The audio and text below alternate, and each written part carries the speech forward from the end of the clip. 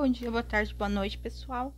A Prof. Jai. Hoje a gente vai falar sobre o assunto que a Prof. é apaixonada, que é Revoluções Americanas. Nessa vez a gente vai fazer sobre os Estados Unidos da América, né? Oh, Great America, blá, blá, blá, blá, blá, né? Então, assim, a Prof., quando foi ler o livro de vocês, é muito vago. Muito vago. Super, hiper, mega, power, drawer, vago. Então a prof teve que ir lá pegar o livro da faculdade da prof, fazer um estudo enorme, assistir vários vídeos. A prof está assim, ó, só americana na cabeça, tá? Os vídeos a prof vai tentar achar e vai colocar um link ali para vocês, se vocês quiserem assistir. E o livro da prof, a prof vai tirar uma cópia por PDF para vocês lerem, se vocês querem entrar mais no assunto, tá? Por quê? Porque aqui, na parte do livro, só vai falar sobre da independência para frente, quando eles quiseram independência, só que não explica o cenário político. Será que eles foram criados iguais os espanhóis, as colônias americanas, norte-americanas? Será que eles foram criados como as colônias francesas ou como as colônias portuguesas, né?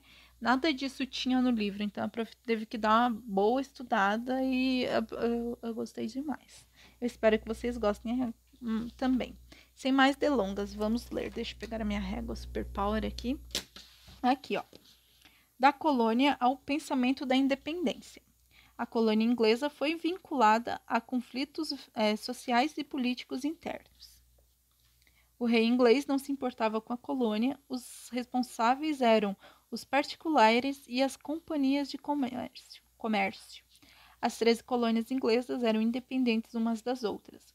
Como foram criadas a partir da iniciativa privada, tiveram autonomia da coroa e teve um grande desenvolvimento. O processo de independência foi influenciado por dois principais fatores: o movimento iluminista e a Guerra dos Sete Anos, 1756 a 1763. Então, assim, lembra que a prof falou, né? Será que eles eram igual aos portugueses, os franceses, os espanhóis? Não.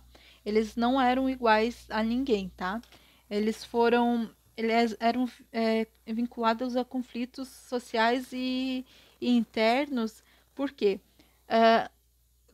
Se vocês assistirem qualquer filme ali de 1700 a 1800, a 1900 ali, vocês vão ver que sempre que acontece alguma coisa em qualquer série e eles são da Inglaterra, eles falam: "Vamos para América", né? Por quê? Porque eles fugiam para América porque lá tinha oportunidades. Por quê? Porque eles já viram que ali ia ser diferente, não ia ter o rei George ali, o rei George, né? Então eles acabavam fugindo. E era alternativa para prejudicados da política de cercamentos. O que era cercamentos? Era aquilo que é do rei. Você só mora ali, mas ele é do rei. Então, e tinha aquela. Era muito forte na religião anglicana. Então, todos que não eram anglicanos, eles acabavam sendo perseguidos por causa da religião. Então, eles acabavam fugindo para as Américas por causa disso. Então, eles tinham dinheiro, eles tinham como investir. Não era que nem no Brasil, que eram tudo bandido que acabava vindo para cá, o pessoal que era expulso do país, do império que vinha para cá, não. Eles escolhiam vir para os Estados Unidos porque era melhor do que ficar no reinado do rei George, né?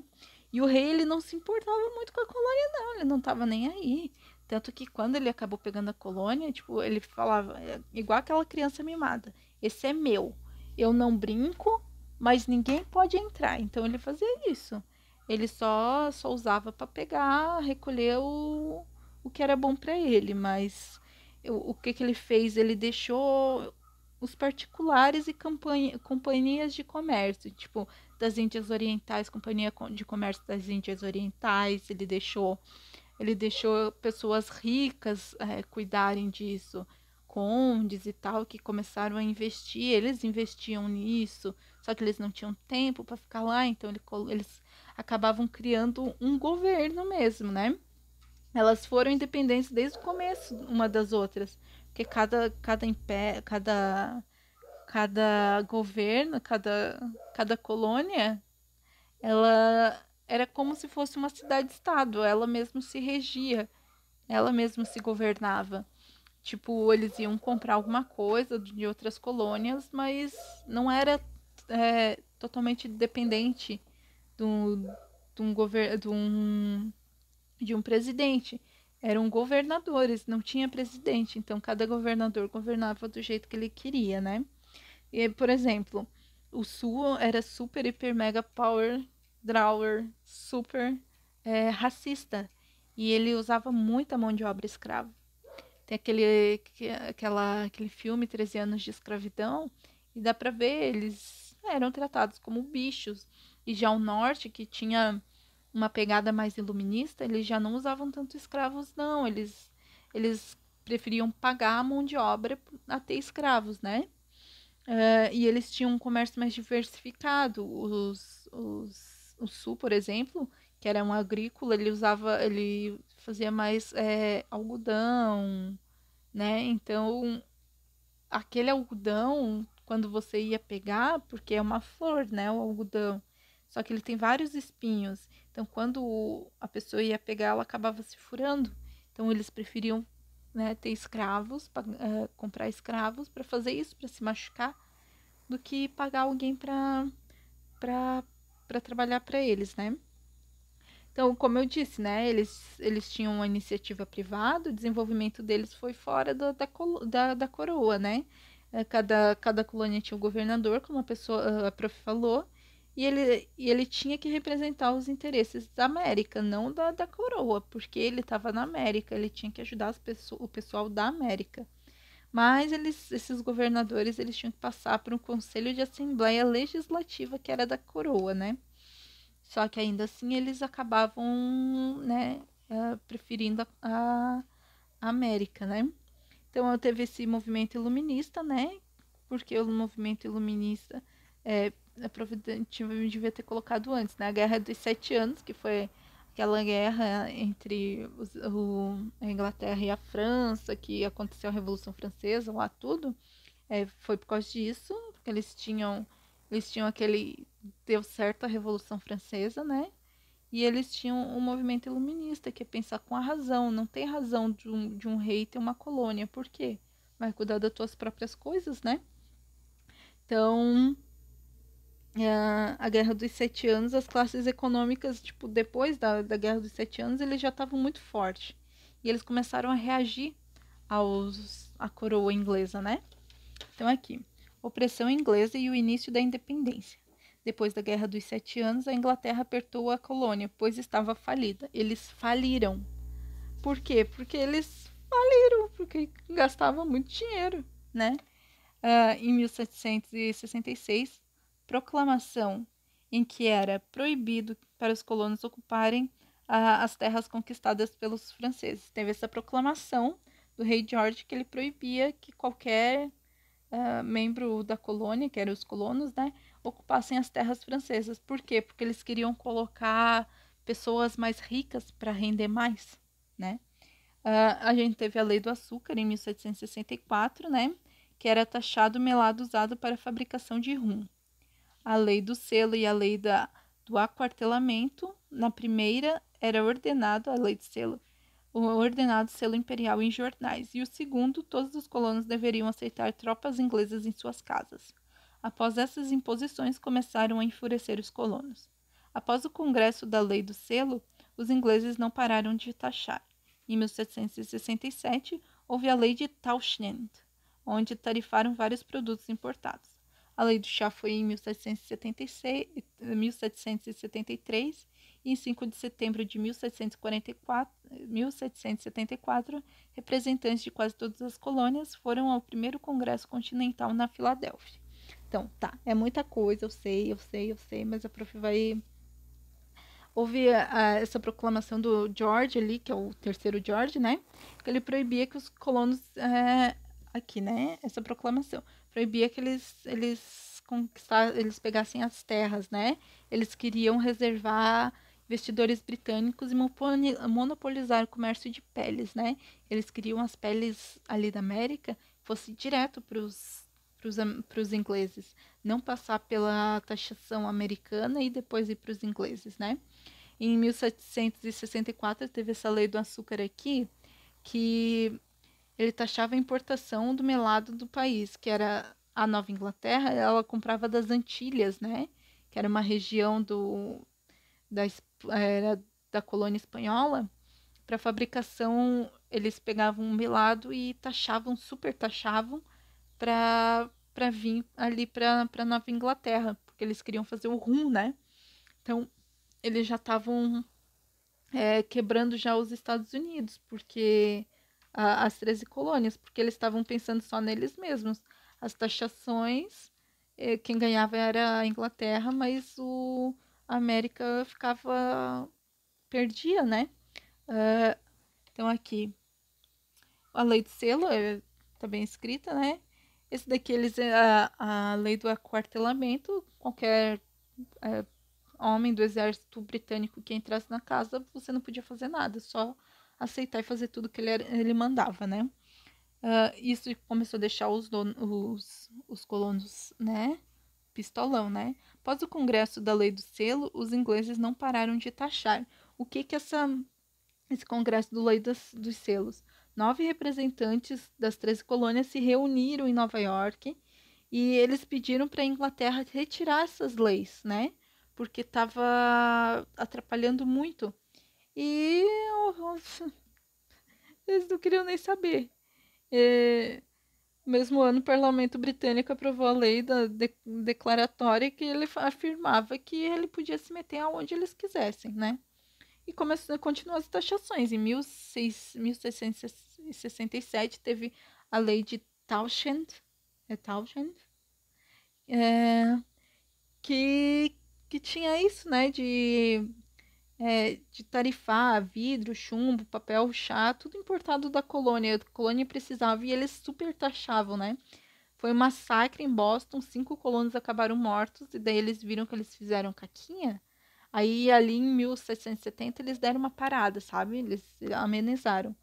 Só que daí veio essa querida dessa lei do chá. Essa lei do chá, o que foi? Essa lei do chá era comprado chá da campanha das Índias Orientais, que era uma das empresas mercantilistas, e eliminava que os mercadores das colônias taxassem. Então era direto, era feito diretamente para eles e os colonos não conseguiam taxar. Era vendido diretamente para as empresas. Não tinha como os americanos, os colonos taxarem isso. E foi uma grande sacanagem deles. Eles entraram nos navios e jogaram todos os chás no rio para ter um prejuízo grande para as Índias Orientais, né? Companhia das Índias Orientais. Então eles fizeram as leis intoleráveis, né? Que eles fecharam o Porto de Boston, restringiram só Massachusetts como autogoverno. Eles só deixaram Massachusetts como autogoverno e deixou eles mais piradão, né? Então, em 1774, aqui a gente teve o primeiro Congresso Continental na Filadélfia, onde eles pediram para os britânicos suspenderem os impostos mais altos e eles queriam participar do parlamento, né? Mas eles não aceitaram porque eles não estavam nem aí, né? Independência, pô! Em 10 de maio, houve o segundo Congresso Continental e eles nomearam George Washington como comandante-general do Exército Revolucionário. Foi muito rápido esse segundo congresso, porque teve uma chuva porque em Washington era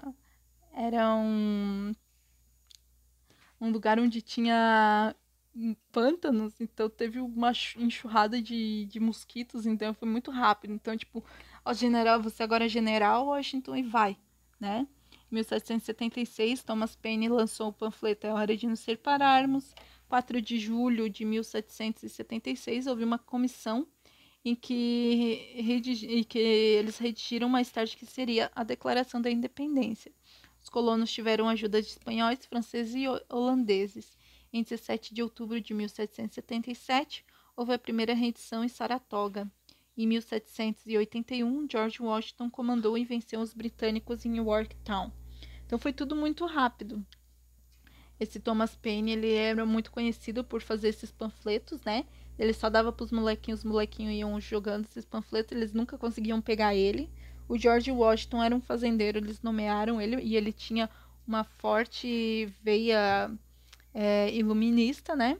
E ele deu muito certo. Eles viram que ali no primeiro congresso não deu certo, né? Conversar com a coroa, então eles acabaram indo para cima, né? Aqui, agora vai. A consolidação da independência. Em 1783 foi assinado o Tratado de Paris, em que a Inglaterra reconhecia a independência das 13 colônias. Benjamin Franklin, que também tem uma forte veia iluminista, foi o diplomata do agora Estados Unidos, né? Em 1787 foi aprovada a Constituição Americana.